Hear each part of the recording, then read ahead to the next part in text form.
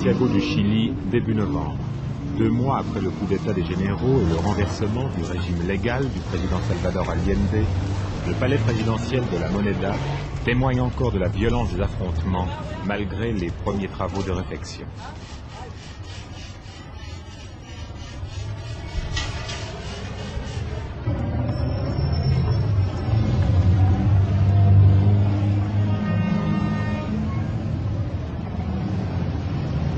Les grandes avenues de Santiago ont retrouvé un calme apparent, mais la présence des soldats à tous les carrefours rappelle que l'armée contrôle étroitement le pays, que l'opposition est écrasée et qu'on continue de procéder à des exécutions sommaires.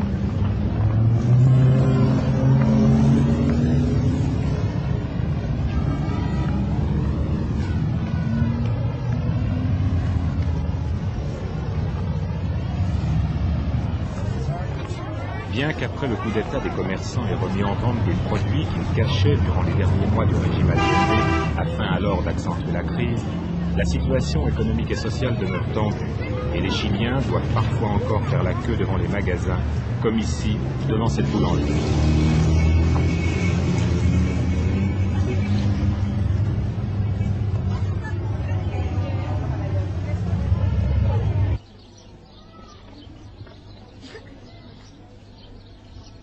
Dans les quartiers populaires, là où la gauche était puissante, chacun se tait.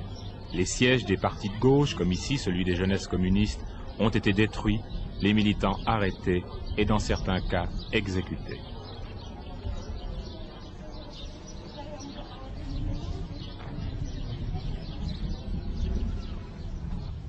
C'était ici le siège du Parti socialiste. Le jour du coup d'État, ses responsables ont incendié pour détruire tous les documents pouvant être saisis par l'armée.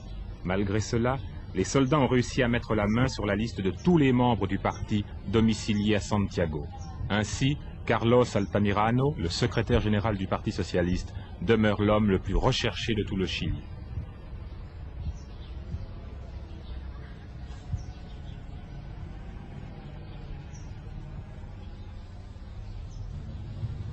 Certains des partisans du président Allende